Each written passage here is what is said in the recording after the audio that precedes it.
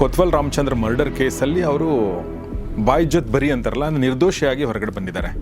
ಆದರೆ ಸಿನಿಮಾದಲ್ಲಿ ಅವ್ರು ತೋರಿಸಿದ್ದಾರೆ ನಾನೇ ಮರ್ಡರ್ ಮಾಡಿದ್ದೀನಿ ಅಂತ ಹೇಳಿ. ನಾನು ಇದನ್ನು ಕೇಳಿದೆ, ಸರ್ ಹೆಂಗೆ ಸರ್ ಇದು ಅಂತ ಕೇಳಿದೆ. ನೀವು ಅಲ್ಲಿ ನಿರ್ದೋಷಿ ಅಂತ ಮತ್ತು ನೀವು ಇಲ್ಲಿ ಹೇಳ್ತಾ ಇದ್ದೀರ ನಾನೇ ಮಾಡಿದ್ದೀನಿ ಅಂತಂದರೆ ಅಂತ ಕೇಳಿದೆ ನಾನು. ಹಾಕ್ಲಿ ಕೇಸ್ ಯಾರಾದರೂ ಅಂದರು. Exactly people were looking for a replacement. ನಮ್ಮ ತಂದೆ ನೋಡೋಕೆ ಆನ್ ಸ್ಕ್ರೀನ್ ಹಂಗೆ ಕಾಣಿಸ್ತಾನೆ. See Vinod is totally different, Prabhakar ಅವರು ಇಸ್ ಟೋಟ್ಲಿ ಡಿಫ್ರೆಂಟ್.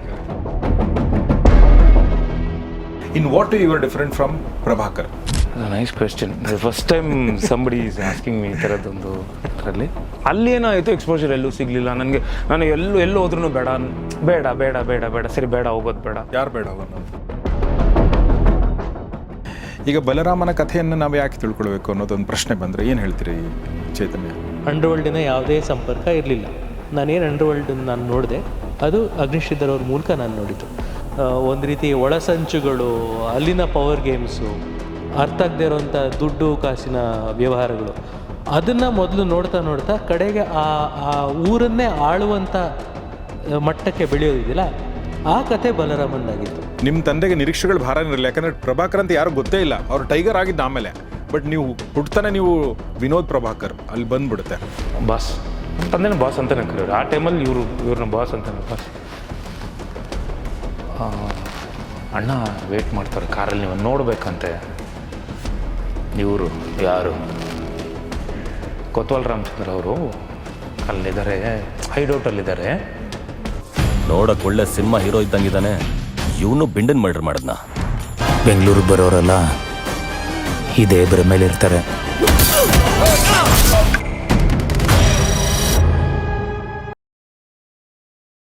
ಸ್ನೇಹಿತರೆ ನಮಸ್ಕಾರ.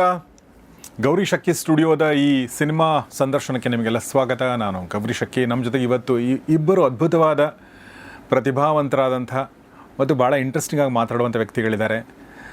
ಸೊ ಅವ್ರು ಯಾರು ಅಂದರೆ, ಈ ಒಂದು ಟೈಮಿಗೆ ಸರಿಯಾಗಿ ಹೇಳಬೇಕು ಅಂದರೆ ಬಲರಾಮನ ದಿನಗಳು ಅಂತ ಏನು ಸಿನಿಮಾ ಬರ್ತಾ ಇದೆ 26ನೇ ತಾರೀಕಿಗೆ, ಇದೇ ತಿಂಗಳು ಜೂನ್ 26ನೇ ತಾರೀಕಿಗೆ, ಅದರ ನಿರ್ದೇಶಕರಾಗಿರುವಂಥ KM ಚೈತನ್ಯ ಇದ್ದಾರೆ. ಬನ್ನಿ ಅವ್ರನ್ನ ಸ್ವಾಗತಿಸೋಣ. ಚೈತನ್ಯ ಅವರೇ ನಮಸ್ಕಾರ. ನಮಸ್ಕಾರ, ವೆಲ್ಕಮ್ ಟು ದ ಶೋ. ಇನ್ನು ಈ ಚಿತ್ರದ ಹೀರೋ ಆಗಿರುವಂಥ ಮತ್ತು ಕನ್ನಡ ಚಿತ್ರರಂಗದ ಲೆಜೆಂಡರಿ ಆ್ಯಕ್ಟರ್ಗಳಲ್ಲಿ ಒಬ್ಬರಾಗಿರುವಂಥ ಪ್ರಭಾಕರ್ ಅವರ ಪುತ್ರ ಮತ್ತು ಈಗ ತುಂಬ ಒಳ್ಳೆ ಸಿನಿಮಾಗಳನ್ನ ಮಾಡ್ತಿರುವಂಥ ವಿನೋದ್ ಪ್ರಭಾಕರ್ ನಮ್ಮನಿಗಿದ್ದಾರೆ. ವಿನೋದ್ ಅವರೇ ನಮಸ್ಕಾರ. ಸರ್ ನಮಸ್ತೆ. Welcome to the show. So ನಾನು ತುಂಬ ಫಾರ್ಮಲಾಗಿ ಇಂಟ್ರೊಡ್ಯೂಸ್ ಮಾಡಿದೆ, ಫಾರ್ಮಲಾಗಿ ಮಾತಾಡ್ಬಿಟ್ಟಿದ್ದೆ ಬಿಟ್ಟು ಮುಂಚೆ ಹೆಂಗೆ ಮಾತಾಡಿದೆ ಹಾಗೆ ಮಾತಾಡ್ಕೊಂಡು ಹೋಗೋಣ. ಸೊ ಚೈತನ್ಯ ಅವ್ರನ್ನ ನಾನು ಭೇಟಿ ಮಾಡಿ ಎಷ್ಟು ವರ್ಷಗಳಿಂದ ನಾವು ನೋಡ್ಕೊಂಡು ಬಂದಿದ್ದೀವಿ. ಆ ದಿನಗಳು ಅಂದರೆ ನನಗೆ ಇನ್ನೂ ನೆನಪಿದೆ. ನಿಮ್ಮ ಸಿನಿಮಾ ಫಸ್ಟ್ ಸಿನಿಮಾ ಬಂದಾಗ ನಾನು ನಿಮ್ಮದು ಮತ್ತು ಇವ್ರದ್ದು ಯಾರು ಅಗ್ನಿಶ್ರೀಧರ್ ಅವ್ರದ್ದೆಲ್ಲ ಸಂದರ್ಶನ ಮಾಡಿದ್ದೆ. ಅವಾಗೆಲ್ಲ ನಾನು ಹೊಸಬನೇ ಸ್ವಲ್ಪ. ಅದರಲ್ಲಿ ಈಗಲೂ ನಂಗೆ ಒಂದು ಇನ್ಸಿಡೆಂಟ್ ನನಗೆ ಬರುತ್ತೆ. ಏನಂದರೆ ಅವರು ಕೊತ್ವಾಲ್ ರಾಮಚಂದ್ರ ಮರ್ಡರ್ ಕೇಸಲ್ಲಿ ಅವರು ಬಾಯ್ಜತ್ ಬರಿ ಅಂತಾರಲ್ಲ, ನಿರ್ದೋಷಿಯಾಗಿ ಹೊರಗಡೆ ಬಂದಿದ್ದಾರೆ. ಆದರೆ ಸಿನಿಮಾದಲ್ಲಿ ಅವ್ರು ತೋರಿಸಿದ್ದಾರೆ ನಾನೇ ಮರ್ಡರ್ ಮಾಡಿದ್ದೀನಿ ಅಂಥೇಳಿ.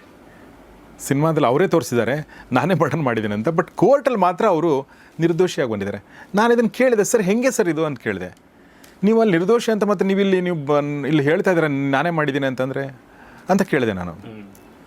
ಹಾಕ್ಲಿ ಕೇಸ್ ಯಾರಾದರೂ ಅಂದರು. ನೆಕ್ಸ್ಟ್ ಲೆವೆಲ್ ಆ್ಯಕ್ಚುಲಿ ನಾನು ನಿಮಗೆ ಜ್ಞಾಪಿಸ್ಬೇಕು, ಮೋಸ್ಟ್ಲಿ ನೀವು ಮರ್ತಿದ್ದೀರಾ, ಬಟ್ ನಾನಂತೂ ಮರೆಯೋಕ್ಕೆ ಸಾಧ್ಯನೇ ಇಲ್ಲ. ಓಕೆ. ಆ ದಿನಗಳು ಸಿನಿಮಾ ಮೊದಲನೇ ಶೋ ತ್ರಿವೇಣಿ ಥಿಯೇಟ್ರಲ್ಲಿತ್ತು. ಓಕೆ. ಆ ಸಿನಿಮಾ ಬೇರೆ ಥರ ಮಾಡಿದ್ದೆ ನನಗೆ ಗೊತ್ತು. ರೆಗ್ಯುಲರ್ ಅಂಡರ್ವರ್ಲ್ಡ್ ಸಿನಿಮಾ ಥರ ಇಲ್ಲ ಇದು ಅನ್ನೋ ಒಂದು ದೊಡ್ಡ ರಿಸ್ಕನ್ನು ತೊಗೊಂಡಿದ್ದೀನಿ ಗೊತ್ತು. ಆ ಸಿನಿಮಾ ಥಿಯೇಟ್ರ್ ಒಳಗೆ ಕೂತ್ಕೊಳ್ಳೋಕ್ಕೂ ನನಗೆ ನರ್ವಸ್ನೆಸ್ಸು. ನನಗೆ ಅಷ್ಟು ಭಯ ಆಯಿತು, ನಮ್ಮ ಮೊದಲನೇ ಸಿನಿಮಾ ಹೇಗಾಗುತ್ತೋ ಬಿಡುತ್ತೋ ಅಂತ. ಆಚೆ ಕಡೆ ನಿಂತ್ಕೊಂಡಿದ್ದೆ. ಸೊ ಸಿನಿಮಾ ಮುಗಿದು ಆಡಿಯನ್ಸ್ ಎಲ್ಲ ಹೊರಗೆ ಬರೋಕ್ಕೆ ಶುರುವಾದರು. ಹೊರಗೆ ಬರೋಕ್ಕೆ ಶುರುವಾದಾಗ ಫಸ್ಟ್ ಪರ್ಸನ್ ನನ್ನ ಹತ್ರ ಬಂದು ತುಂಬ ಒಳ್ಳೆ ಸಿನಿಮಾ ಮಾಡಿದ್ದೀರಾ ಅಂತ ಹೇಳಿದವ್ರು ನೀವು. ಓ ಹೌದಾ? ಸೊ ನನ್ನ ಫಸ್ಟ್ ಫೀಡ್ಬ್ಯಾಕ್ ನನ್ನ ಆ ದಿನಗಳಿಗೆ ಬಂದಿದ್ದು ನಿಮ್ಮಿಂದ. ಓ ವಂಡರ್ಫುಲ್. ನೋಡಿ ನಂಗೆ ನೆನಪಿದೆ, ಸ್ವಲ್ಪ ನೆನಪಿದೆ, ಬಟ್ ಈ ಡೀಟೇಲ್ ನೆನಪಿಲ್ಲ ನನಗೆ. ಬಟ್ ಹೇಳಿದ್ದು ನೆನಪಿದೆ, ಅಂದರೆ ಒಳ್ಳೆ ಸಿನಿಮಾ ಅಂತ ಅನ್ಸಿದ್ದು ನೆನಪಿದೆ ನನಗೆ. ಸೊ ಹಾಗೆ ನಮ್ಮ ಬೆಂಗಳೂರಿನ ವೃಷಭಾವತಿ ನದಿಯಲ್ಲಿ ತುಂಬ ನೀರು ಹರಿದು ಹೋಗಿದೆ. ಅದಾದಮೇಲೆ ಅಥವಾ ಬತ್ತು ಹೋಗಿದೆ. ಸೊ 2007 ಅಂದರೆ 19 ವರ್ಷಗಳಾಗೋಯ್ತು ಸಿನಿಮಾ ಇಂಡಸ್ಟ್ರಿ ಬಂದು ಚೈತನ್ಯ ಅವರು.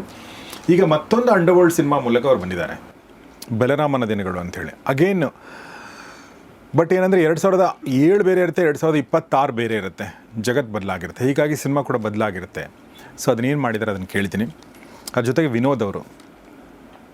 ವಿನೋದ್ ನನಗೆ ಈ ಸಿನಿಮಾ ಬಗ್ಗೆ ಮಾತಾಡೋಕ್ಕಿಂತ ಮುಂಚೆ ನನಗೆ ಒಂದು ಪರ್ಸ್ನಲ್ ಆಸೆ ಹೇಳ್ತೀನಿ. ನೀವೊಬ್ಬ ಕ್ಯೂಟ್ ಲವ್ ಸ್ಟೋರಿ ಮಾಡಿ ನೀವು ಅಂತ ಒಂದು ನೀವು ಯಾಕೆ ಲವ್ ಸ್ಟೋರಿ ಮಾಡೋಕ್ಕಾಗಲ್ಲ ಅಂತ. ಅಂದರೆ ನಾನು ಹೇಳೋದು ಒಂದು ಸಾಧಾರಣ ಹುಡುಗ. ಓಕೆ, ನಮ್ಮ ಪಲ್ಲವಿ ಸಿನಿಮಾದಲ್ಲಿ TN ಸೀತಾರಾಮ್ ಏನು ಮಾಡಿದ್ರೆ ಗೊತ್ತಿಲ್ಲ, ಬಟ್ ಆ ಥರದೊಂದು ಮಾಡ್ಬೋದಾ ನೀವು? ಆ ಥರದ ಸಿನಿಮಾ ಮಾಡ್ಬೋದಾ ನೀವು? ಸರ್ ಅದು ನಾನು ಇಂಡಸ್ಟ್ರಿಗೆ ಎಂಟ್ರಿ ಆಗಿದ್ದಾಗ, ಬಿಕಾಸ್ ನಾವು ಒಳಗೆ ಎಂಟ್ರಿ ಆಗಿದ್ದೆ ಪ್ರಭಾಕರ್ ಅವ್ರ ಮಗನಾಗಿ, ಅದನ್ನು ಮೈಂಡಲ್ಲಿ ಇಟ್ಕೊಂಡಿದ್ರು ಜನ. So exactly people were looking for a replacement. ನಮ್ಮ ತಂದೆ ನೋಡೋಕ್ಕೆ ಆನ್ ಸ್ಕ್ರೀನ್ ಹಂಗೆ ಕಾಣಿಸ್ತಾನೆ, ಈ ಹಲ್ಲಿ ಗ್ಯಾಪ್ ಆಗಲಿ ಫೈಟ್ ಆಗಲಿ ಎಲ್ಲ ಮಾಡ್ತಿದ್ದಾನೆ ಅಂದಾಗ ನಮ್ಮ ತಂದೆಯವ್ರನ್ನ ಏನು ನೋಡ್ತಿದ್ರು, ಅವರ 450 ಸಿನಿಮಾ ಏನು ಅವರ ಜರ್ನಿಯಲ್ಲಿ ಮಾಡಿದಾರೋ, 450 ಸಿನಿಮಾ ಅದನ್ನು ಅಷ್ಟು ನನ್ನ ಮೇಲೆ ಹೇರಿದ್ರು. ಫಸ್ಟ್ ಸಿನಿಮಾದಲ್ಲೇ ತೋರಿಸ್ಬಿಡು ನೀನು ಅಂದ್ರಲ್ಲ, ಅಲ್ಲೇನಾಗೋಯ್ತು, ಐ ಕುಡೆಂಟ್ ಬ್ಯಾಲೆನ್ಸ್. ಅದನ್ನು ಅಷ್ಟು ಓವರ್ ವೆಯ್ಟ್ನ ನಾನು ತಡ್ಕೊಳಕ್ಕಾಗಲಿಲ್ಲ. ಸೊ ಅಲ್ಲಿಂದ ಸ್ಲೋ ಆಗಿ, ಬಟ್ ಅವರ ಶ್ಯಾಡೋವಲ್ಲೇ ನಾನು ಬರಬೇಕಾಗಿತ್ತು. ಬರೋ ಎಲ್ಲ ಕತೆಗಳಾಗಲಿ, ಯಾವುದೇ ಡೈರೆಕ್ಟರ್ ಬರಲಿ, ಯಾರೇ ಬಂದ್ರೂ ತಂದೆಯವ್ರನ್ನ ಮೈಂಡಲ್ಲಿ ಇಟ್ಕೊಂಡು ಬಂದ್ರಲ್ಲ, ಅದು ಏನಾಗೋಯ್ತು ಅಂದರೆ ಆ ಒಂದು ಶೈಲಿಯಲ್ಲೇ ಆ್ಯಕ್ಟ್ ಮಾಡಿ ಹಂಗೆ ಮಾಡಿ ಅಂತ replacement. C Vinod is totally different, Prabhakar ಅವರು ಇಸ್ ಟೋಟ್ಲಿ ಡಿಫ್ರೆಂಟ್. ಕರೆಕ್ಟ್. ಒಂದು ಸ್ಕೆಲಿಟನ್ ಏನಿದೆಯೋ ಅದಕ್ಕೆ ಆ ಬಾಡಿ ಕಂಪ್ಲೀಟ್ ಕಾಣಿಸೋದು. ನನ್ನ ಸ್ಕೆಲಿಟನ್ನೇ ಬೇರೆ. ಎಕ್ಸಾಕ್ಟ್ಲಿ. ಅದನ್ನ ನಮ್ಮ ತಂದೆಯವ್ರನ್ನ they wanted to superimpose ಮಾಡೋದು. But how different you are? I mean how different in the sense, in what you are different from Prabhakar? Nice question. First time somebody is asking me ಈ ಥರದ್ದೊಂದು ಇದರಲ್ಲಿ. ತಂದೆ zero ಇದ್ರು ಇಂಡಸ್ಟ್ರಿಗೆ ಬಂದಾಗ. He didn't have anything, ಬ್ಯಾಕ್ಗ್ರೌಂಡೇ ಇಲ್ಲ, ಮುಂದೆ ಏನು ಅಂತಲೇ ಗೊತ್ತಿಲ್ಲ ಅವ್ರಿಗೆ. ಕರ್ಕೊಂಬಂದ್ರು ಏನೋ ಮಾಡಿದ್ರು ಅದು ಅವ್ರಿಗೆ ದಾರಿ ಓಪನ್ ಆಗಿ ದೆನ್ ಒಂದೊಂದಾಗ ಅವ್ರ ಟ್ಯಾಲೆಂಟ್ಸ್ ಎಲ್ಲ ಹೊರಗಡೆ ಬರೋಕ್ಕೆ ಸ್ಟಾರ್ಟ್ ಆಗಿದ್ದು. ನನಗೇನು ನನ್ನ ಇದರಲ್ಲಿ ನನ್ನ ಕ್ಯಾರೆಕ್ಟರಿಸ್ಟಿಕ್ಸಲ್ಲಿ ಡಿಫ್ರೆನ್ಸ್ ನಾನು ಹೇಳ್ತಿಲ್ಲ. First of all understand. ನನ್ನ ಇಂಡಸ್ಟ್ರಿ ಅವರ ಒಂದು ಕರಿಯರ್, ನನ್ನ ಕರಿಯರ್ ಹೆಂಗೆ ಡಿಫರ್ ಆಯಿತು ಅಂದರೆ, ಎಲ್ಲ ರೆಡ್ ಕಾರ್ಪೆಟ್ ಎಂಟ್ರಿ ಎಲ್ಲ ಆಗಿ ಅದಾದ್ಮೇಲೆ ಅಷ್ಟು ಭಾರ ಬಂದಾಗ, ನಮ್ಮ ತಂದೆಯವ್ರು ಬಂದಾಗ ನಿಮ್ಗೆ ಏನು ಅಂತ ಗೊತ್ತಿರಲಿಲ್ಲ, ಅವ್ರಿಗೂ ಗೊತ್ತಿಲ್ಲ. ಎಲ್ಲ ಹೀರೋಗಳ ಜೊತೆ ಆ್ಯಕ್ಟ್ ಮಾಡ್ಕೊಂಡ್ಬಂದ್ರು. ಅದು ಏನಾಯಿತು ಅಂದರೆ ಅವ್ರಿಗೆ ಪಾಪ್ಯುಲಾರಿಟಿ ಎಲ್ಲ ಬಂದಮೇಲೆ ದೆನ್ ಅವ್ರ ಟ್ಯಾಲೆಂಟ್ ಎಲ್ಲ ಇಲ್ಲಿ ಏನಾಗೋಯ್ತು ಅಂದರೆ, ಪ್ರಭಾಕರ್ ಮಗ ಅಂತ ಒಳಗೆ ಕರ್ಕೊಂಬಂದ್ಬಿಟ್ಟಾಗ ಇಲ್ಲಿ ಟೋಟಲ್ ಆ ಒಂದು ಭಾರ ನನ್ನ ಮೇಲೆ ಬಂದಾಗ ಎಕ್ಸಾಕ್ಟ್ಲಿ ನನ್ನ I couldn't fulfil that. And ಅಲ್ಲಿಗೆ ನನ್ನ ಅವರ ಕರಿಯರ್ ಡಿಫ್ರೆನ್ಸ್ ಹೆಂಗಿತ್ತು ಅಂದರೆ ಟೋಟಲಿ ನಂದು zero. He was a huge man. Appearance ಹೇಳ್ತಿದ್ದೀನಿ next. He was a huge personality. ಅವ್ರು ಗರಡಿ ಪೈಲ್ವಾನು. He wanted to become he was a boxer. He wanted to become Mr. Mysore body ಬಿಲ್ಡಿಂಗಲ್ಲಿ. So ಆಗಿನ ಒಂದು ಟೈಮಲ್ಲಿ ಏನು ಫ್ರೆಂಡ್ಸ್ ಅವ್ರಿಗೆ, Fraser Town, Muslim friends, Tamil friends, ಆ ಒಂದು ಫ್ರೆಜರ್ ಟೌನಲ್ಲಿ ಹುಟ್ಟು ಬೆಳೆದಿದ್ದು, ಆ ಬ್ರಿಟಿಷ್ ಇಂಗ್ಲೀಷ್ ಇದೆಲ್ಲ ಬಂದು ಅವ್ರನ್ನ ಆ ಥರ ಒಂದು ಅಪಿಯರೆನ್ಸ್ ಅವರ ಒಂದು ಅವರು he cultivated his habit and he became like that. ನಾನು ಬಂದು I was totally different. Industry ಪರ್ಸನ್ನೇ ಅಲ್ಲ ನಾನು. Okay, I was totally different. ನನಗೆ ಅಫ್ಕೋರ್ಸ್ ನಾನು ಎಷ್ಟೊಂದು ಸಲ ಹೇಳಿದ್ದೀನಿ, ಬಿಕಾಸ್ ವೆನ್ ಮೈ ಫ್ಯಾಮಿಲಿ ಬೇರೆ ಆದಾಗ ನನ್ನ ತಾಯಿ ಜೊತೆ ಬೆಳೆದವನು ನಾನು. ಸೊ ಅಷ್ಟೊಂದು ಎಕ್ಸ್ಪೋಜರ್ ನನಗೆ ಸಿಗಲಿಲ್ಲ, ಹೊರಗಡೆ ಬರೋಷ್ಟು ಎಕ್ಸ್ಪೋಜರ್ ಸಿಗಲಿಲ್ಲ. Because she was a trauma ಅಲ್ಲಿದ್ದಾಗ ನಾನು ಐ ಹ್ಯಾಡ್ ಟು ಮನೆ ಗಂಡು ಮಗ. So I had to take that ಅಲ್ಲ. ನಾನು ಮನೇಲೇ ಜಾಸ್ತಿ ಅವ್ರಿಗೆ ಸಪೋರ್ಟಿವ್ ಆಗಿದ್ದುಬಿಟ್ಟೆ. ನನಗೆ ಎಕ್ಸ್ಪೋಜರ್ ಸಿಗಲಿಲ್ಲ ಹೊರಗಡೆ ಹೋಗಿ. ನಮ್ಮ ತಂದೆ ಆ ಥರ ಇಲ್ಲ. ಈ ವಾಸ್ ಲೈಕ್ ಎಲ್ಲಿ ಬೇಕಾದ್ರೂ ನುಗ್ಕೊಂಡೆ ಬಂದಿದ್ದು, ಯಾಕಂದರೆ ಅವ್ರ ತಂದೆ ತಾಯಿ ಸಪೋರ್ಟ್. ಸೊ ನಾನು ಎಷ್ಟೊಂದು ಸಲ ಹೇಳಿದ್ದೀನಿ, ತಂದೆ ತಾಯಿ ಭಾಳ ಇಂಪಾರ್ಟೆಂಟು. ಒಂದು ಮಗು ಬೆಳೆಯೋಕ್ಕೆ ಆ ಒಂದು ಸಪೋರ್ಟ್ ಇರುತ್ತೆ ಗೊತ್ತಾ, ಚಿಕ್ಕ ವಯಸ್ಸಿಂದನೇ ಸಪೋರ್ಟ್ ಇರುತ್ತೆ ಗೊತ್ತಾ, ಅದು ಭಾಳ ಇಂಪಾರ್ಟೆಂಟ್ ಆಗುತ್ತೆ. ಅವರಿಬ್ಬರು ಸಪ್ರೇಷನಲ್ಲಿ ನನ್ನ ಅಕ್ಕ ಆಗಲಿ, ನಮ್ಮ ಇನ್ನೊಬ್ಬರು ಅಕ್ಕ ಆಗಲಿ, ನಾನಾಗಲಿ, ವಿ ಸಫರ್ಡ್. ಕರೆಕ್ಟ್. ಅಲ್ಲಿ ಏನಾಯಿತು, ಎಕ್ಸ್ಪೋಜರ್ ಎಲ್ಲೂ ಸಿಗಲಿಲ್ಲ ನನಗೆ. ನಾನು ಎಲ್ಲೂ ಹೋದ್ರೂ ಬೇಡ ಬೇಡ ಬೇಡ ಬೇಡ ಬೇಡ ಸರಿ ಬೇಡ, ಹೋಗೋದು ಬೇಡ. ಯಾರು ಬೇಡ ಅನ್ನೋದು? ನನಗೆ ನಾನೇ ಬಂದು ಬೇಡ ಬಿಡು, ಇಲ್ಲ ಅಮ್ಮ ಒಬ್ಬರೇ ಇರ್ತಾರೆ. ಯಾಕಂದ್ರೆ ಈ ಥರ ಇದೆಯಲ್ಲ ಫ್ಯಾಮಿಲಿ ಸಪೋರ್ಟ್, ನಾನು ಇರಬೇಕು. So I was a racer, bike racer. ನನಗೆ ಅದು ಏನೋ ಒಂದು ಕ್ರೇಜು. ಅವೆಲ್ಲ ಬಂದು ನನಗೇನಾಯಿತು ಅಂದರೆ, ನಮ್ಮ ತಂದೆ ಬೇರೆ. ಸೊ ನನಗೇನಾಗೋಯ್ತು, ಟೋಟ್ಲಿ ಕಟ್ ಆಫ್ ಇಂಡಸ್ಟ್ರಿ. ಹಾಲಿಡೇಸಲ್ಲಿ ಮಾತ್ರ ತಂದೆ ನೋಡೋಕೆ ಬರ್ತಿದ್ದೆ ನಾನು. ಓಕೆ, ಎಲ್ಲಿಂದ? ಸ್ಕೂಲ್ ಫ್ರೇಜರ್ ಟೌನಿಂದ ಬನಶಂಕರಿಗೆ ಬರ್ತಿದ್ದೆ. ಆ ಟೈಮಲ್ಲಿ ಮಾತ್ರ ಸಿನಿಮಾ ಏನು, ಬಟ್ ಥಿಯೇಟ್ರಿಗೆಲ್ಲ ಹೋಗ್ತಿದ್ವಿ. ನಾನು ಜಾಕಿ ಚಾನ್ ಸಿನಿಮಾ, ಆ ಟೈಮಲ್ಲಿ ಫೈಟ್ಸ್, ಆ್ಯಕ್ಷನ್, ಅದು ಏನೋ ಗೊತ್ತಿಲ್ಲ, ಆ್ಯಕ್ಷನ್. ಏನಂದ್ರೆ ನನಗೆ ಒಂದು ಪ್ರಶ್ನೆ ಕೇಳು. ಈಗ ನನಗೆ ಅಂದರೆ ಪರ್ಸ್ನಲ್ ವಿಚಾರಗಳು ಮಾತಾಡೋದನ್ನು ಕೇಳ್ತಾ ಇದ್ದೀನಿ. ಒಬ್ಬ ವ್ಯಕ್ತಿ ಸಂಸಾರ ಬೇರೆ ಮಾಡಿದ್ರು ಕೂಡ ಆತನಿಗೆ ಮಕ್ಕಳ ಬಗ್ಗೆ ಪ್ರೀತಿ ಯಾವಾಗಲೂ ಕಡಿಮೆ ಆಗಲ್ಲ ನನ್ನ ಪ್ರಕಾರ. ಹೀಗಾಗಿ ನಿಮ್ಮ ಬಗ್ಗೆ ಅಥವಾ ನಿಮ್ಮ ಅಕ್ಕಂದ್ರ ಬಗ್ಗೆ ನಿಮ್ಮ ತಂದೆಗೆ ಪ್ರೀತಿ ಕಡಿಮೆ ಆಗದೇ ಇರಬಹುದು, ಅದನ್ನು ತೋರ್ಸೋಕ್ಕಾಗದೇ ಇರಬಹುದಾ ಅಂತ ಅನ್ಸುತ್ತಾ? ಇಲ್ಲ, ಖಂಡಿತ ಪ್ರೀತಿ ತುಂಬ ಆಯಿತು ನಮ್ಮ ತಂದೆ. ಮಕ್ಕಳು ಅಂದರೆ ಅವರು ಶೂಟಿಂಗ್ ಟೈಮಲ್ಲೆಲ್ಲ ಬಂದು ನಮ್ಮ ಮಕ್ಕಳನ್ನ ಕರ್ಕೊಂಬ, ತುಂಬ ದಿನ ಆಯಿತು ನೋಡಿ, ಅವ್ರನ್ನ ನೋಡಬೇಕು ಅನ್ನೋದು ನನಗೆ ಅದೆಲ್ಲ ತುಂಬ ಅವ್ರಿಗೆ ಈ ಯೂಸ್ ಟು. ಆ್ಯಂಡ್ ಒಬ್ಬರು ಬರ್ಡೇ ಬಂದರೆ 3 ಜನ ಮಕ್ಳಿಗೆ ಒಂದೇ ಥರ ಡ್ರೆಸ್ ಕೊಡಿಸಿ ಒಬ್ರಿಗೆ ಆ ಭೇದ ಭಾವ ಮಾಡಬಾರ್ದು, ಇದೆಲ್ಲ ತುಂಬ ಇತ್ತು ಅವ್ರಿಗೆ used to. But he wasn't free free enough to come and meet us. ನಮ್ಗೆ ಆ ಟೈಮೇ ಇರಲಿಲ್ವಲ್ಲ, because he was so busy ಆ ಟೈಮಲ್ಲಿ. ಸೊ ಅದೇನಾಗೋಯ್ತು, ಇಂಡಸ್ಟ್ರಿನಿಂದ ನಾನು ಹೊರಗಡೆ ಅಷ್ಟೊಂದು ಟಚ್ ಇರಲಿಲ್ಲ. ಸೊ ನನಗೆ ಎಲೆಕ್ಟ್ರಾನಿಕ್ಸ್ ತುಂಬ ಇಷ್ಟ. ಚಿಕ್ಕ ವಯಸ್ಸಿನಲ್ಲಿ ಎಲೆಕ್ಟ್ರಾನಿಕ್ಸ್ ಅದು ಆ ಕರೆಂಟ್ ಹೆಂಗೆ ಪಾಸ್ ಆಗುತ್ತೆ. ನನಗೆ ಆ ಪಬ್ಲಿಕ್ ಅಡ್ರೆಸ್ ಸಿಸ್ಟಮಲ್ಲಿ, so I use to go ಸ್ಕೂಲಲ್ಲಿ ಜಾಯ್ನ್ ಆಗ್ಬಿಟ್ಟು ನನಗೆ ಒಂದೇ ಒಂದು ಡೌಟ್ ಇದ್ದಿದ್ದು ಏನು ಅಂದರೆ, ಕರೆಂಟ್ ವೈರ್ ಮುಟ್ಟಿದ್ರೆ ಶಾಕ್ ಹೊಡಿಯುತ್ತೆ, ಈ ಸ್ಪೀಕರ್ ವೈರ್ ಮುಟ್ಟಿದ್ರೆ ಯಾಕೆ ಹೊಡಿಯಲ್ಲ ಅಂತ. ಅದಕ್ಕೆ ಹೋಗಿ ಸೇರ್ಕೊಂಡಿದ್ದೆ ನಾನು. How does it amplify? Actually ಈ ಪ್ರಶ್ನೆ ನನಗೂ ಬಂದಿತ್ತು, ಬಟ್ ನಾವು ಉತ್ತರ ಹುಡುಕಕ್ಕೆ ಹೋಗಿಲ್ಲ. ನಾನು ಹುಡುಕಕ್ಕೆ ಹೋಗಿದ್ದು ಎಲೆಕ್ಟ್ರಾನಿಕ್ ಇಂಜಿನಿಯರ್ ಆಗಿ. ಬಟ್ ನನಗೆ ನೀವು ನಿಮ್ಮ ಇಂಡಸ್ಟ್ರಿ ಎಕ್ಸ್ಪೋಜರ್ ಬಗ್ಗೆ, ಇಂಡಸ್ಟ್ರಿ ಎಂಟ್ರಿ ಬಗ್ಗೆ ಡಿಫ್ರೆನ್ಸ್ ನಂಗೆ ಗೊತ್ತಾಯಿತು. ನಿಮ್ಮ ತಂದೆಗೆ ನಿರೀಕ್ಷೆಗಳು ಭಾರ ಇರಲಿಲ್ಲ, ಯಾಕಂದರೆ ಪ್ರಭಾಕರ್ ಅಂತ ಯಾರು ಗೊತ್ತೇ ಇಲ್ಲ, ಅವರು ಟೈಗರ್ ಆಗಿದ್ದು ಆಮೇಲೆ. ಬಟ್ ನೀವು ಹುಟ್ಟತಾನೆ ನೀವು ವಿನೋದ್ ಪ್ರಭಾಕರ್ ಅಲ್ಲಿ ಬಂದ್ಬಿಡುತ್ತೆ. This is difference in terms of industry. But as a person are you different from your father? How? Of course I am very different.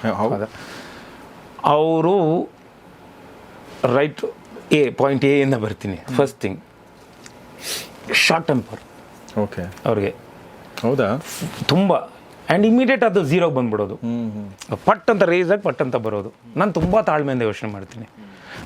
ನನಗೇನಾದರೂ ಗೊತ್ತಿದೆ ಅವ್ರಿಗೆ, if I am dealing with something ಅಲ್ಲ, ನನಗೆ ಏನೋ ಒಂದು ಬರ್ತಿದೆ ಅಂದರೆ ನನಗೆ ಮುಂದೆ ಗೊತ್ತಿರುತ್ತೆ ಏನಾಗುತ್ತೆ ಅನ್ನೋದು. ಸೊ ಅದನ್ನು ಸರಿ ಆಯಿತು ಬಿಡಪ್ಪ, ಕೆಲವೆಲ್ಲ ಹಂಗೆ ತಾನೇ ಡೀಲ್ ಮಾಡ್ತೀನಿ, ಸರಿ ಬಿಟ್ಬಿಟ್ಟು ಆಮೇಲೆ ನಾನು ಇದು ಮಾಡ್ತೀನಿ. Then I deal it and I don't complicate my life. ನನಗೆ ತುಂಬ I wanted to keep it very simple. ನಮ್ಮ ತಂದೆ ಹೆಂಗೆ ಅಂದರೆ you had to grow, he wanted to move, ಬೇರೆ ಏನೋ ಮಾಡಬೇಕು, ಇನ್ನೂ ಮಾಡಬೇಕು ಅಂತ. ನನಗೆ ಐ ಆಮ್ ವೆರಿ ಕಂಟೆಂಟ್. ನಂಗೆ ಸಾಕು, ಇದು ಇಷ್ಟೇ. ಆ್ಯಂಡ್ ಭಾಳ ಇದೆ ಸರ್ ಅವ್ರಿಗೂ ನನಗೂ ತುಂಬಾ ಡಿಫ್ರೆನ್ಸ್ ಇದೆ. ಎಸ್ ಗೊತ್ತಾಗ್ತಾ ಹೋಗುತ್ತೆ, ಅದು ಗೊತ್ತಾಗುತ್ತೆ ಕೂಡ. ಆಮೇಲೆ ಒಂದು ಟೈಮು ಅಂತಿರುತ್ತಲ್ಲ, ಒಬ್ಬ ವ್ಯಕ್ತಿಯ ಲೈಫಲ್ಲಿ ಟೈಮ್ ಅಂತಿರುತ್ತಲ್ಲ. ಈಗ ನೀವು ಬೇಡ ಅಂದರೂ ಕೂಡ, ನೀವು ಪ್ರಭಾಕರ್ ಅವ್ರ ಮಗ ಆಗಿರೋದ್ರಿಂದ ನೀವು ಬೇಡ ಅಂದರೂ ಕೂಡ ನಿಮಗೆ ಇಂಡಸ್ಟ್ರಿನಲ್ಲಿ ಒಂದು ಎಂಟ್ರಿ ಸಿಕ್ಬಿಡುತ್ತೆ ನಿಮಗೆ. ಸೊ ಹೀಗಾಗಿ ನಿಮ್ಮ ಒಂದು ಹಪಾಹಪಿ ಅಂತಂತೀವಲ್ಲ, ಕೆಲಸಕ್ಕೆ ಹಪಾಹಪಿ, ಅವ್ರಿಗೆ ಬೇರೆನೇ ಇರುತ್ತೆ, ನಿಮಗೆ ಬೇರೆನೇ ಇರುತ್ತೆ. ಹೀಗಾಗಿ ನಿಮ್ಮ ಕ್ಯಾರೆಕ್ಟರ್ಗಳು ಬೇರೆನೇ ಇರುತ್ತೆ. ಸೊ ಹಾಗೆ ನಾನು ವಿನೋದ್ ಜೊತೆ ಮಾತಾಡ್ತಾ ಇದ್ದೆ. ಮತ್ತೆ ನಾನು ಸಿನಿಮಾಗೆ ಬರೋದಾದರೆ, ಬಲರಾಮ ಯಾಕೆ ಅನ್ನೋದು ನೇರವಾದ ಪ್ರಶ್ನೆ. ಯಾಕೆಂದರೆ ಸುಮಾರು ಕ್ಯಾರೆಕ್ಟರ್ಗಳಿದೆ ಇದರಲ್ಲಿ, ಅಂಡರ್ವರ್ಲ್ಡಲ್ಲಿ ನಾವು ಓದ್ತಾ ಇರ್ತೀವಿ. ಈಗ ಬಲರಾಮನ ಕಥೆಯನ್ನು ನಾವು ಯಾಕೆ ತಿಳ್ಕೊಳ್ಬೇಕು ಅನ್ನೋದೊಂದು ಪ್ರಶ್ನೆ ಬಂದರೆ ಏನು ಹೇಳ್ತೀರಿ ಚೈತನ್ಯ? ನಾನು ಆ ದಿನಗಳು ಸಿನಿಮಾಗೆ ಮೂಲತಃ ನನ್ನ ಕೆರಿಯರ್ ಆ ದಿನಗಳಿಂದ ಶುರು ಆಗಬೇಕು ಅಂತ ಇರಲಿಲ್ಲ. ಆ ದಿನಗಳು ಸಿನಿಮಾಗೆ ನಾನು ಆಯ್ಕೆ ಆದೆ ಮುಂದೆ. ಅದರ ಕಥೆಯನ್ನು ಅಗ್ನಿಶ್ರೀಧರ್ ಅವರು ಆಗಲೇ ಬರ್ಕೊಂಡಿದ್ರು. ಆಮೇಲೆ ನನ್ನನ್ನು ಅವರಾಗಲೇ ಸಾಕಷ್ಟು ಕಾಸ್ಟಿಂಗ್, ಕೆಲವೆಲ್ಲ ಪಾತ್ರಗಳ ಕಾಸ್ಟಿಂಗ್ ಕೂಡ ಆಗಿತ್ತು. ಶರತ್ ಲೋಹಿತ ಅಶ್ವ, ಚೇತನ್ ಇವರೆಲ್ಲ ಆಗಲೇ ಕಾಸ್ಟಿಂಗ್ ಕೂಡ ಮಾಡಿದರು.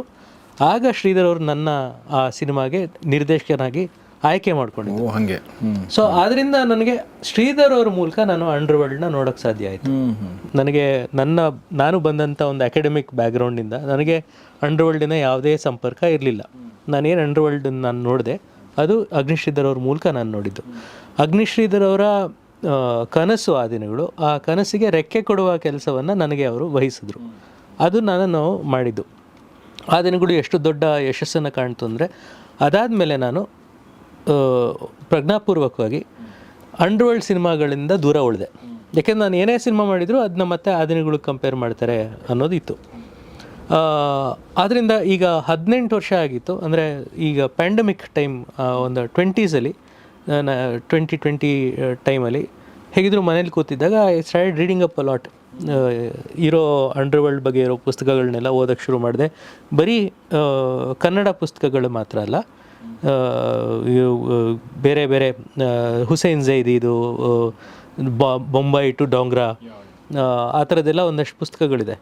ಸೊ ಅಕ್ರಾಸ್ ಇಂಡಿಯಾ ಅಂಡರ್ವರ್ಲ್ಡ್ ಯಾವ ಥರ ಆಪ್ರೇಟ್ ಆಗುತ್ತೆ ಅದನ್ನು ನೋಡ್ತಾ ನೋಡ್ತಾ ಒಂದು ರೀತಿಯ ಕಥೆ ಸ್ಥೂಲವಾಗಿ ನನ್ನ ಮನಸ್ಸಲ್ಲಿ ಶೇಪ್ ಆಗೋಕ್ಕೆ ಶುರುವಾಗಿತ್ತು. ಅದಾದ ನಂತರ 23 ನಮ್ಮ ಪ್ರೊಡ್ಯೂಸರ್ ಶ್ರೇಯಸ್ ಅವರು ಬಂದರು. ಆ ದಿನಗಳು ಥರ ಇನ್ನೊಂದು ಸಿನಿಮಾ ನಾವು ಮಾಡ್ಬೇಕು ಸರ್, ನಾವು ಒಂದು ಫಿಲ್ಮ್ ಪ್ರೊಡ್ಯೂಸ್ ಮಾಡಬೇಕು ಅಂತಿದ್ವಿ, ಅದನ್ನ ವಿನೋದ್ ಪ್ರಭಾಕರ್ ಅವ್ರನ್ನ ಲೀಡಲ್ಲಿ ಇಟ್ಕೊಂಡು ಮಾಡಬೇಕು ಅಂತಿದ್ದೀವಿ, ಬಲರಾಮನ್ ಬಗ್ಗೆ ಸಿನಿಮಾ ಮಾಡ್ಕೊಡೋಕ್ಕಾಗತ್ತಾ ಅಂತ ಕೇಳಿದ್ರು.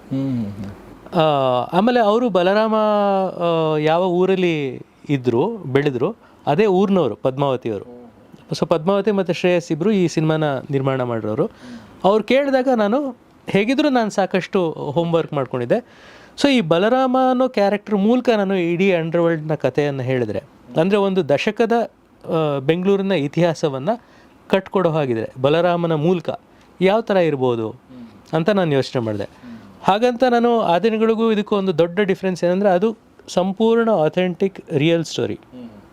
ಇದು ಭಾಳ ಕಾಲ್ಪನಿಕವಾದ ಕತೆ. ಸೊ ಅಂಡರ್ವರ್ಲ್ಡಿಂದ ಸಾಕಷ್ಟು ಇನ್ಸ್ಪಿರೇಷನ್ ಇದೆ ಈ ಸಿನಿಮಾಗೆ. ಬಟ್ ಆ ಅಂಡರ್ವರ್ಲ್ಡ್ ಬರೀ ಬೆಂಗಳೂರು ಅಂಡರ್ವರ್ಲ್ಡ್ ಮಾತ್ರ ಅಲ್ಲ, ಮುಂಬೈ ಅಂಡರ್ವರ್ಲ್ಡ್ ಇರ್ಬೋದು, ಕಲ್ಕಟ್ಟ ಅಂಡರ್ವರ್ಲ್ಡ್ ಇರ್ಬೋದು, ಅಲ್ಲೆಲ್ಲೆಲ್ಲೋ ಒಂದಷ್ಟು ಕತೆಗಳು ನನಗೆ ಸಿಕ್ಕಿದ್ರೆ ಅದನ್ನು ಇದ್ರ ಜೊತೆ ಹೆಣೆದು ಕೂಡ ನಾನು ಇದನ್ನ ಇಂಡಿಪೆಂಡೆಂಟಾಗಿ ನಾನು ಡೆವಲಪ್ ಮಾಡಿದಂಥ ಒಂದು ಸ್ಕ್ರಿಪ್ಟ್ ಇದು. ಬಟ್ ಬಲರಾಮನ ಹತ್ರ ಏನಿದೆ ಆ ವಿಶೇಷತೆ? ಅಥವಾ ಬಲರಾಮ ರಿಯಲ್ ರೌಡಿ ಮತ್ತು ವಿನೋದ್ ಅವ್ರು ಮಾಡಿರುವಂಥ ಬಲರಾಮ ಎರಡು ಬೇರೆನಾ ಕಂಪ್ಲೀಟಾಗಿ? ಅಥವಾ ಒಂದು ಏನೋ ಒಂದು ಬೇಕಲ್ವ, ಒಂದು ಇಂಟ್ರೆಸ್ಟಿಂಗ್ ಆಗಿರೋ ಈ ಕಥೆನ ಹೇಳಬೇಕು ಬಿಕಾಸ್ ಆಫ್ ದಿಸ್ ರೀಸನ್ ಅನ್ನೋ ಥರ? ಸೊ ಬೆಂಗಳೂರಿನ ಕತೆ ಹೇಳಬೇಕು ಅಂತಂದರೆ ಒಂದು ಆರ್ಕಿಟೈಪ್, ಅಂದರೆ ಯಾವುದೇ ಒಂದು ಊರಿನ ಕಥೆಯನ್ನು ಹೇಳಬೇಕು ಅಂದರೆ ಒಂದು ಆರ್ಕಿಟೈಪ್ ಅಂತಿರುತ್ತೆ, ಒಂದು ಇನ್ಸೈಡರ್ ಅಪ್ರೋಚ್. ಅಂದರೆ ನಾನು ಬೆಂಗಳೂರಲ್ಲೇ ಹುಟ್ಟು ಬೆಳೆದಂಥವನು ಈ ಬೆಂಗಳೂರಿಗೆ ಹೊರಗಿಂದ ಜನ ಬಂದು ಹೇಗೆ ಈ ಬೆಂಗಳೂರು ಬದಲಾಗ್ತಿದೆ ಅನ್ನೋದನ್ನ ಬೆರಗಿಂದ ಒಂದು ರೀತಿ ಕೋಪದಿಂದ ನೋಡುವಂಥದ್ದು ಒಂದು ಅಪ್ರೋಚ್, ಒಂದು ಕಥೆ, ಒಂದು ನಗರದ ಕತೆ ಹೇಳೋಕೆ ಹೊರಟಾಗ. ಇನ್ನೊಂದು ಅಪ್ರೋಚ್ ಏನಂದರೆ ಹೊರಗಿನವನೊಬ್ಬ ಈ ಬೆಂಗಳೂರವನೇ ಅಲ್ಲದೇ ಇರೋನು ಒಂದು ಬೆಂಗಳೂರಿಗೆ ಬಂದಾಗ ಆ ಊರಿನ ಒಂದು ಇಂಟ್ರಿಗ್ ಏನಿರುತ್ತೆ, ಒಂದು ಮಾಯಾಲೋಕ ಅದು ಹೊರಗಿಂದ ಬಂದಿರೋರಿಗೆ. ಅಲ್ಲಿನ ಒಂದು ರೀತಿ ಒಳಸಂಚುಗಳು, ಅಲ್ಲಿನ ಪವರ್ ಗೇಮ್ಸು, ಅರ್ಥ ಆಗದೆ ಇರೋವಂಥ ದುಡ್ಡು ಕಾಸಿನ ವ್ಯವಹಾರಗಳು, ಅದನ್ನು ಮೊದಲು ನೋಡ್ತಾ ನೋಡ್ತಾ ಕಡೆಗೆ ಆ ಊರನ್ನೇ ಆಳುವಂಥ ಮಟ್ಟಕ್ಕೆ ಬೆಳೆಯೋದಿದೆಯಲ್ಲ, ಆ ಕತೆ ಬಲರಾಮಂದಾಗಿತ್ತು. ಅದರಿಂದ ನನಗೆ I thought it was fascinating. ಅದು ಎಷ್ಟೋ ಜನರ ಕತೆ, ಅದು ಬರೀ ಒಬ್ಬ ಬಲರಾಮನ ಕತೆ ಅಲ್ಲ, ಅದು ನಮ್ಮ ಎಷ್ಟೋ ಜನ ಪೊಲಿಟಿಷಿಯನ್ಸ್ನ ಕತೆ, ಎಷ್ಟೋ ಜನ ಬಿಸ್ನೆಸ್ ಮೆನ್ಗಳ ಕತೆ, ಎಷ್ಟೋ ಜನ ಈ ನಗರಕ್ಕೆ ಹೊರಗಿಂದ ಬಂದು ಗೆದ್ದವರ ಕತೆ ಕೂಡ ಹೌದು. ಅದೇ ರೀತಿ ಆ ವರ್ತುಲದೊಳಗೆ ಸಿಗಾಕೊಂಡು ಅವ್ರು ಯಾವ ರೀತಿ ನಲುಗ್ತಾರೆ ಅನ್ನೋದು ಕೂಡ ಈ ಕಥೆಯದ ಒಂದು ಸ್ವರೂಪ ಆಗಿದೆ. ಭಾಳ ಚೆನ್ನಾಗಿ ಅದು ಭಾಳ ರಿಲೇಟ್ ಆಗುತ್ತೆ ಆ್ಯಕ್ಚುಲಿ. ಈಗ ನಾನು ಕೂಡ ಹೊರಗಡೆಯಿಂದ ಬಂದವನು. ನಮಗೆ ಯಾಕೆ ತುಂಬ ಡಿಫಿಕಲ್ಟ್ ಆಗುತ್ತೆ ಲೈಫು ಅಂದರೆ, ನಾವು ಬಂದ ತಕ್ಷಣ ನಮಗೆ ಇರೋಕ್ಕೊಂದು ಮನೆ ಅಂತಿರಲ್ಲ, ನಮಗೆ ಒಂದು ಹೋಗೋಕ್ಕೆ ಒಂದು ಜಾಗ ಅಂತಲೇ ಇರಲ್ಲ, ನಮಗೆ ಬಸ್ ಚಾರ್ಜ್ಗೂ ದುಡ್ಡಿರಲ್ಲ. ಅಂದರೆ ಎಕ್ಸಾಂಪಲ್ ಹೇಳ್ತಾ ಇರೋದು. ಹೀಗಾಗಿ ನಮ್ಮ ಹಪಾಪಿ ಇರುತ್ತಲ್ವಾ, ಬಹುಶಃ ಟೈಗರ್ ಪ್ರಭಾಕರ್ಗೂ ಆ ಟೈಮಲ್ಲಿ ಅದೇ ಇತ್ತು ಅನ್ಸುತ್ತೆ. ಹೌದು, ಒಂದು ಡೈಲಾಗ್ ಇದೆ ಈ ಸಿನಿಮಾದಲ್ಲಿ, ಬೆಂಗಳೂರಲ್ಲಿ ಒಂದು ಸೂರು ಇಲ್ಲದೆ ಬದುಕೋದು ಹೇಗಿರುತ್ತೆ ಅನ್ನೋದು ಅದು ಅನುಭವಿಸಿದವ್ರಿಗೆ ಮಾತ್ರ ಗೊತ್ತು. ಎಕ್ಸಾಕ್ಟ್ಲಿ. ಸೊ ಹೀಗಾಗಿ ಅದು ಒಂದು ನಾವು ಆ ಒಂದು ರೇಸಲ್ಲಿ ಬಿದ್ದುಬಿಡ್ತೀವಿ, ಇಲ್ಲ ನಾವು ಮಾಡಬೇಕು, ಏನಾದರೂ ಮಾಡಲೇಬೇಕು ಅಂತೇಳಿ. ಬಟ್ ಆ ರೇಸ್ ಎಲ್ಲಿ ನಿಲ್ಲಿಸ್ಬೇಕಂತ ಗೊತ್ತಾಗಲ್ಲ. ಮತ್ತು ನಾವು ಎಷ್ಟು ಈಗ ನೋಡಿ ಇವ್ರು ಕಂಟೆಂಟೆಡ್ ಇದಾರಲ್ಲ, ಈ ಕಂಟೆಂಟ್ಮೆಂಟ್ ಎಲ್ಲಿಗೆ ನಿಂತ್ಕೊಂಡು ನಿಧಾನವಾಗಿ ಸಾಕು ಒಂದು ಹಂತಕ್ಕೆ ನಿಧಾನ ಹೋಗೋಣ ಅಂತ ಗೊತ್ತಾಗಲ್ಲ. ಅದನ್ನು ಯಾವಾಗ ಗೊತ್ತಾಗಲ್ಲ ಆವಾಗ ನಾವು ಬಲರಾಮ ಆಗ್ತಾ ಹೋಗ್ತೀವಿ ಬಹುಶಃ. ಅಂದರೆ ಅದು ನಮ್ಮನ್ನು ಆಪೋಷಣ ತೊಗೊಳುತ್ತೆ, ಅದು ನಮ್ಗೆ ಗೊತ್ತೇ ಆಗಲ್ಲ ಕೆಲವೊಂದು ಸಲ. ಹೀಗಾಗಿ ಅದು we should know where to stop ಅನ್ನೋದು ಭಾಳ ಮುಖ್ಯ ಅನಿಸುತ್ತೆ. ಸೊ ಅದು ಬಲರಾಮನ ಬಗ್ಗೆ. ಆದರೆ ಇನ್ನು ಈ ಬಲರಾಮ ನಮ್ಮ ಪಕ್ಕದಲ್ಲಿ ಕೂಡ ಸೊ ನಿಮ್ಮ ಒಂದು ಅಪ್ರೋಚ್ ಅಂಡರ್ವರ್ಲ್ಡ್ 80s ಅಂದರೆ ಅದೇ ಒಂದು ನಿಮ್ಮ ಡ್ರೆಸ್ ಇವತ್ತು ಹಾಗೆ ಇದೆ, ಸ್ವಲ್ಪ ನನಗೆ 80s ಥರ ಅನ್ನಿಸ್ತಾ ಇತ್ತು. ಹೌದು, this is the almost Balarama ಇದೇ ಥರ ಕಾಣಿಸ್ತಾ ಇದ್ದಿದ್ದು. ನಾನು ಎಷ್ಟೊಂದು ಸಲ ನನ್ನೆಲ್ಲ ರೆಡಿ ಆದಮೇಲೆ when I use to see myself makeup ಎಲ್ಲ ಆದಮೇಲೆ I use to see my father in me. Because ನಾನು ಆ ಟೈಮಲ್ಲಿ ನಾನು ತುಂಬ ಚಿಕ್ಕ ಹುಡುಗ, ನಮ್ಮ ತಂದೆ ರೆಡಿಯಾಗಿ ಅದೇ ಥರ ಹಿಂಗೆ ಇನ್ ಮಾಡಿ baggy pants with that north star shoes ಇದೆಲ್ಲ ನಾನು ಎಷ್ಟೊಂದು ಸಲ. ಸೊ ಆ ಒಂದು ಫೀಲ್, ಬಿಕಾಸ್ ಐ ವಾಸ್ ಆ ಕಾಲಘಟ್ಟದಲ್ಲಿ ಬೆಳೆದವನು ನಾನು, ಹುಟ್ಟಿ ಬೆಳೆದವನು ನಾನು. So I literally lived in that. ಅವಾಗ ನಮಗೆಲ್ಲ ಕೊತ್ವಾಲ್ ಅವ್ರದ್ದು ಸ್ಟೋರಿ, ಎಮ್ ಆರ್ ಅವರು, ಬಲರಾಮನ್ ಬಗ್ಗೆ, ಆಮೇಲೆ ಆಗಿನ ಟೈಮು ಕೋಳಿ ಫಯಾಜು, ಇದೆಲ್ಲ ನಾವು ಇನ್ನು ಸ್ಕೂಲಲ್ಲಿದ್ದಾಗ ನನಗೆ that was and my father ಆ ಟೈಮಲ್ಲಿ he was peak. There was one story I think I can tell you. ನಾನು ಹೇಳಿದ್ದೆ, ತಂದೆ ಏರ್ಲೈನ್ಸ್ ಹೋಟ್ಲಲ್ಲಿ ಕೂತಿದ್ರಂತೆ. ಅಂದರೆ ಹೀ ವಾಸ್ ಸಿಟ್ಟಿಂಗ್ ಏರ್ಲೈನ್ಸ್ ಅಲ್ಲಿ. ಅವಾಗ ನಿಮ್ಗೆ ಗೊತ್ತಿದೆಯೋ ಇಲ್ಲವೋ ಗೊತ್ತಿಲ್ಲ, ಒಂದು ಟ್ರೇ ತೊಗೊಂಬಂದು ಹಿಂಗೆ ಹಾಕೋರು ಕಾರ್ಗೆ ಗ್ಲಾಸ್ ಇಳಿಸಿದ್ರೆ. ಹೌದಾ? ಅದಕ್ಕೆ ಗಾಡಿಗೆ ಏನು ಸ್ಕ್ರ್ಯಾಚ್ ಆಗಬಾರ್ದು ಅಂತ ರಬ್ಬರ್ದು ಇದಿರೋದು, ಆ ಟ್ರೇ ಫೋಲ್ಡ್ ಆಗೋದು, ಎರಡು ಬಂದು ಹಿಂಗಿದ್ರೆ ಒಳಗಡೆ ಎರಡು ಹಿಂಗೆ ಕೂತ್ಕೊಳ್ಳೋದು, ಆಚೆ ಬಂದು ಆ ಟ್ರೇ ಹಿಂಗೆ ಇಟ್ಕೊಂಡ್ರೆ ಟ್ರೇ ಹಿಂಗೆ ಬರೋದು ನಿಮಗೆ. ಕಾರಲ್ಲೇ ಕೂತ್ಕೋಬೇಕು, ಕಾರ್ ಹೊರಗಡೆ ನಿಮಗೆ ಗ್ಲಾಸ್ ಇಳಿಸ್ಬಿಟ್ಟು ಹಿಂಗೆ ಕೂತ್ಕೋಬೇಕು. ಸೊ ಅಲ್ಲಿ ಸರ್ವ್ ಮಾಡ್ತಾರೆ, ಅಂದರೆ ಒಳಗೂ ನಿಮ್ಗೆ ಸರ್ವಿಸ್ ಇದೆ. ಕಾರಲ್ಲಿ ಅಲ್ಲಿ ಹೋಗಿದ ತಕ್ಷಣ I think not much of hotels where like that ಅಲ್ಲ. One of the rare. ಅದೇ ನಾನು ಒಂದು ಹೋಟ್ಲ್ ಹೋಗಿದ್ದೀನಿ, ನಾವು ಕೂತ್ಕೊಂಡ್ರೆ ಸ್ವಲ್ಪ ಸೀಟೆಲ್ಲ ಹಿಂದೆ ಮಾಡ್ಕೊಂಡ್ರೆ ಮುಂದೆನೇ ಒಂದು ತಂದು ಒಂದು ಹಲ್ಗೆ ಇಡ್ತಾರೆ, ಅಲ್ಲಿ ತಂದು ಇಡ್ತಾರೆ. ಆ ಥರದ್ದು ನೋಡಿ, ಇದು ಡ್ರೈವ್ ಕಾರ್ಗೋಸ್ಕರನೇ ಸ್ಪೆಸಿಫಿಕ್ ಮಾಡಿರುವಂಥದ್ದು. ಓಕೆ, ಆಚೆ ಹಿಂಗೆ ತಂದು ಇದ್ರೆ ಸರಿ. ನಮ್ಮ ತಂದೆಯವ್ರು ಕೂತಿದ್ರಂತೆ, ಯಾರೋ ಬಂದ್ರಂತೆ. ಬಂದು ಎಲ್ಲ ಬಂದಿದ ತಕ್ಷಣ ಗೊತ್ತಾಗತ್ತಲ್ಲ, ಎಲ್ಲ ಫುಲ್ ಎಲ್ಲ ಇದು ಮಾಡ್ತಿದ್ದಾರೆ. ಯಾರೋ ಬಂದು ಆ ಕಡೆಯಿಂದ ಗ್ಲಾಸಿಂದ ಬಂದ್ಬಿಟ್ಟು, ಅಣ್ಣ ಬಾಸ್, ನಮ್ಮ ತಂದೆನ ಬಾಸ್ ಅಂತಲೇ ಕರೆಯೋರು ಆ ಟೈಮಲ್ಲಿ. ಇವ್ರನ್ನ ಬಾಸ್ ಅಂತಾನೆ, ಬಾಸ್ ಅಣ್ಣ ವೆಯ್ಟ್ ಮಾಡ್ತಾರೆ ಕಾರಲ್ಲಿ, ನೀವು ನೋಡ್ಬೇಕಂತೆ. ಇವರು ಯಾರು? ಕೊತ್ವಾಲ್ ರಾಮಚಂದ್ರ ಅವರು ಅಲ್ಲಿದ್ದಾರೆ, ಹೈಡೌಟಲ್ಲಿದ್ದಾರೆ. ವ್ಯಾನ್, ಮಾರುತಿ ವ್ಯಾನಲ್ಲಿ ಇದೆ. ಸೊ ಅವ್ರದ್ದೇನೋ ಆರ್ಡರ್ ಆಗಿತ್ತು ಅನ್ಸುತ್ತೆ ಆ ಟೈಮಲ್ಲಿ, ಏನೋ ಶೂಟೌಟ್ ಆರ್ಡ್ರ್ ಏನೋ ಆಗಿದೆ. ಆ ಟೈಮಲ್ಲಿ ಅವ್ರು ಬರೋಕ್ಕಾಗ್ತಿಲ್ಲ, ಮೊನ್ನೆ ನೋಡಬೇಕಂತ, ಹೆಂಗಾದ್ರೂ ನೋಡಿದ್ದಾರೆ, ಪ್ಲೀಸ್ ಬರಲೇಬೇಕಂತೆ, ನಿಮ್ಗೆ ತುಂಬ ಫ್ಯಾನ್ ಅವರು ಅಂತ. ಸರಿ, ಇವ್ರು ಇಳ್ದು ಹೋದ್ರಂತೆ. ಅಲ್ಲೆಲ್ಲ ಗಾಡಿ ಬಾ ನಡಿ ಅಂತ. ಸೀನ್ ಏನು ಫಾದರ್ ವಾಸ್ ಲೈಕ್ ಟೆರರ್. ಅವರು ಏನು ನಿಮ್ಮ ಸ್ಕ್ರೀನಲ್ಲಿ ಏನು ಟೈಗರ್ ನೋಡ್ತೀರ ಅದೇ ಸೀದಾ ಹೋದ್ರಂತೆ. ಹೋಗಿ ಅವ್ರು ಇಳ್ದಿದ ತಕ್ಷಣ ಈ ಕೇಮ್ ಔಟ್ ಸರ್ ಬಾಸ್ ಅಂತ ತಪ್ಕೊಂಡು, ನಾನು ನಿಮ್ಮ ಫ್ಯಾನು, ನೀವು ನೋಡಿ ಇವತ್ತಿಗೂ ನಿಮ್ಮ ಹೇರ್ ಸ್ಟೈಲಲ್ಲೇ ಇದ್ದೀನಿ, ನಿಮ್ಮ ವಿಲ್ಲನ್ ಆಗಿ ಮಾಡ್ತಿದ್ದಾಗಲೇ ಅವಾಗ ಮಾಡ್ತಿದ್ರು ಗೊತ್ತಾ, ಆ ಸ್ಟೈಲ್ ಇಷ್ಟ ನನಗೆ. ನೀವು ಹೀರೋ ಆದಮೇಲೆ ಇಷ್ಟ ಆಗ್ತಿಲ್ಲ ನನಗೆ. ಓಕೆ, ಆ ಸೈಡ್ ಇದೆಲ್ಲ, ಆಮೇಲೆ ಹೊಡಿಯೋ ಸ್ಟೈಲು, ಆ ಕಾಲನ್ನ ಹಿಂಗೆ ಮಾಡೋದು, ತೇರಿ ಅಂತ ಎಲ್ಲ ಮಾಡೋದು, ಆ ಸ್ಟೈಲ್ ನನಗೆ ತುಂಬ ಇಷ್ಟ, ನಾನು ನಿಮ್ಮನ್ನೇ ಫಾಲೋ ಮಾಡ್ತಿದ್ದಿದ್ದು ಅಂತ. ಹೀ ವಾಸ್ ನಮ್ಮ ಫಾದರ್ನ ಅಷ್ಟು ಅಡ್ಮೈರ್ ಮಾಡಿ. ಸೊ ನಾನು ಈ ಸ್ಟೋರೀಸ್ ಎಲ್ಲ when I was very young ಅಲ್ಲ, ದೆನ್ ಆ ಟೈಮಲ್ಲಿ ಶಿವಾಜಿನಗರಲ್ಲಿ ಕೋಲಿ ಫಯಾಜ್ ಅವ್ರ ಮರ್ಡರ್ ಆಗುತ್ತೆ. That became big news. ನಾವು ಸ್ಕೂಲ್ ಅವಾಗ. ಸೊ ಸೈಕಲ್ ತಗೊಂಡು ಶಿವಾಜಿನಗರ, ನಮ್ಮದು ರೆಗ್ಯುಲರ್ ಅಡ್ಡ, ಅಂದರೆ ಆ ಸ್ಕೂಲ್ ಸೆಪ್ಪಿಂಗ್ ರೋಡಿಂದ ಬಂದಂಗೆ ಹೋಗೋದು. ಸೊ ಅಲ್ಲೆಲ್ಲ ಹೋಗಿ ಅಷ್ಟಲ್ಲಿ ಬಾಡಿಲ್ಲ ಆ ಬ್ಲಡ್ ಇದೆಲ್ಲ ಇತ್ತು. ಸೊ ಹೆಂಗೆ ಹೊಡೆದ್ರಂತೆ, ಹೆಂಗೆ ಅವಾಗ ಗೊತ್ತಾಗಿದ್ದೇನು ಅಂದರೆ, ಅವ್ರ ಹುಡುಗರು ಚಿಕ್ಕ ಹುಡುಗರು ಹೊಡೆದ್ಬಿಟ್ರು, ಎಲ್ಲ ಅಲ್ಲೆಲ್ಲಿ ಕೂತಿದ್ರು, ಸುಮ್ಮನೆ ಹಿಂಗೆ ಆಚೆ ಬಂದರೆ ಪಟ್ ಅಂತ ಹೊಡೆದ್ಬಿಟ್ರು ಅಂತ. So these were very fascinating. I never thought ನಾನು ಬಲರಾಮ ಕ್ಯಾರೆಕ್ಟರ್ ನಾನು ಕ್ಯಾರಿ ಮಾಡ್ತೀನಿ ಅಂತ. ಸೊ ಹಾಗೆ ರಿಯಲ್ ಲೈಫಲ್ಲಿ ಕೂಡ ನಮಗೆ ಒಂದು ಬೆಂಗಳೂರಲ್ಲಿರುವಂಥವ್ರಿಗೆ ಪ್ರತಿಯೊಬ್ಬರಿಗೂ ಒಂದು ಸಣ್ಣದೊಂದು ಈ ಥರದೊಂದು ಇರುತ್ತೆ. ಒಂದು ಏನಂತಾರೆ ಅದಕ್ಕೆ, ಒಂದು ಭೇಟಿ, ಒಂದೇನೋ ಒಂದು ಇದಿರುತ್ತೆ. ಸೊ ನಿಮಗೆ ಅಂದರೆ ನಿಮಗೂ ಕೂಡ ಈಗ ಸಿಗ್ತಾರ ಈ ಥರ? ನಿಮ್ಮ ತಂದೆಗೆ ಹೇಗೆ ಕೊತ್ವಾಲ್ ರಾಮಚಂದ್ರ ಸಿಕ್ಕರೋ, ಈಗಿನ ರೌಡಿಗಳು ಬಂದು ಮಾತಾಡ್ಸೋವಂಥದ್ದು ಸಿಕ್ಕಿರೋವಂಥದ್ದು? ಇಲ್ಲ ಸರಿ, ಹೆಸರು ಹೇಳೋದು ಬೇಡ, ಯಾಕಂದರೆ ಇಟ್ಸ್ ಲೈಕ್ ಅಫೆಂಡ್ ಮಾಡೋ ಥರ. ಬಟ್ ತುಂಬ ಜನ ಮಾತಾಡ್ಸಿದ್ದಾರೆ. ಮಾದೇವ ಆದಮೇಲೆ ತುಂಬ ಜನ ನನಗೆ ಕಾಲ್ ಮಾಡಿದರು, ಭಾಳ ಜನ ವಾಟ್ಸಪ್ ಕಾಲು ಇದರೆಲ್ಲ ಕಾಲ್ ಮಾಡಿಬಿಟ್ಟು, ತುಂಬ ಚೆನ್ನಾಗಿ ಆ್ಯಕ್ಟ್ ಮಾಡಿದ್ದೀರಾ, ನಮ್ಮ ಮನೆಯವರು ಎಲ್ಲ ನೋಡ್ಕೊಂಬಂದಿದ್ರಂತೆ, ನಮ್ಮ ಹುಡುಗರೆಲ್ಲ ನೋಡ್ಕೊಂಬಂದಿದ್ರು, ನಾನು ಹೋಗಿ ನೋಡ್ಕೊಂಬಂದೆ, ತುಂಬ ಚೆನ್ನಾಗಿ ಮಾಡಿದ್ದೀರಾ ಸಿನಿಮಾ, ನಮ್ಗೆ ಇಷ್ಟ ಆಯಿತು. ಓಕೆ. ನಿಮ್ಮದು ಸ್ಟಾರ್ಟಿಂಗಲ್ಲಿ ಒಂದು 2-3 ಸಿನಿಮಾ ನೋಡಿದೆ, ಅದಾದಮೇಲೆ ನನಗೆ ಇಷ್ಟ ಆಗಲಿಲ್ಲ. ರಾಬರ್ಟ್ ಒಂದು ಇಷ್ಟ ಆಯಿತು, ನವಗ್ರಹ ಇಷ್ಟ ಆಯಿತು, ಅದಾದಮೇಲೆ ಈ ಸಿನಿಮಾ ತುಂಬ ಇಷ್ಟ ಆಯಿತು ನನಗೆ ಅಂತ ಭಾಳಷ್ಟು ಜನ ಮಾತಾಡ್ತಾರೆ, ಫೋನಲ್ಲೆಲ್ಲ ಮಾತಾಡಿದ್ದಾರೆ. ಇವತ್ತಿಗೂ I don't want to tell, ಭಾಳ ಜನ ನನಗೆ ಕೆಲವು ಟೈಮಲ್ಲಿ ಸಿನಿಮಾ ರಿಲೀಸ್ ಟೈಮಲ್ಲಿ ನನಗೆ ಅದೇನೋ ಸಮಸ್ಯೆ ಇತ್ತು ಅಂದರೆ ಅಲ್ಲಿ ಕೂತ್ಕೊಂಡು ಬಗೆಹರಿಸ್ಕೊಂಡು ಬರೋದು, ಇದೆಲ್ಲ ಮಾಡ್ತಾರೆ. It happens. But that is ಅಷ್ಟೇ. ಅಂದರೆ ನಾನು ಇಟ್ ಈಸ್ ನಥಿಂಗ್, ನನ್ನ ಅವಶ್ಯಕತೆ ಏನಿದೆ ಅನ್ನೋದು ಅವರು ನೋಡ್ತಾರೆ. ಯಾವುದೋ ಒಂದು ಏನೋ ಪ್ರಾಬ್ಲಮ್ ಸಮಸ್ಯೆ ಸಿಕ್ಕಾಕೊಂಡಿದೆ ಅಂದರೆ ನಾನು ಹೋಗಿ ಬೇರೆ ಏನೋ ಪ್ರಾಬ್ಲಮ್ ಹೋಗಿ ಹೇಳೋದಲ್ಲ.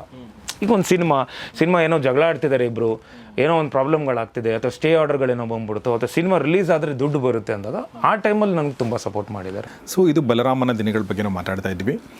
ಇನ್ನು ನಮ್ಮ ಚೈತನ್ಯ ಅವರು ಹೇಗೆ ಅಂದರೆ ಕೆಲವೊಂದು ಸಲ ನಾವು ಆಯ್ಕೆ ಮಾಡ್ಕೊತೀವಿ, ಕೆಲವೊಂದು ಸಲ ಲೈಫ್ ನಮ್ಮನ್ನು ಆಯ್ಕೆ ಮಾಡ್ಕೊಳ್ಳುತ್ತೆ. ನೀ ಇದನ್ನು ಮಾಡು ಅಂಥೇಳಿ ನಾವು ಅದನ್ನು ಹೆಂಗೆ ತೊಗೊಳ್ತೀವಿ ಅನ್ನೋದ್ರ ಮೇಲೆ ನಮ್ಮ ಕರಿಯರು, ನಮ್ಮ ಲೈಫು, ನಮ್ಮದು ಡಿಸೈಡ್ ಆಗ್ತಾ ಹೋಗುತ್ತೆ.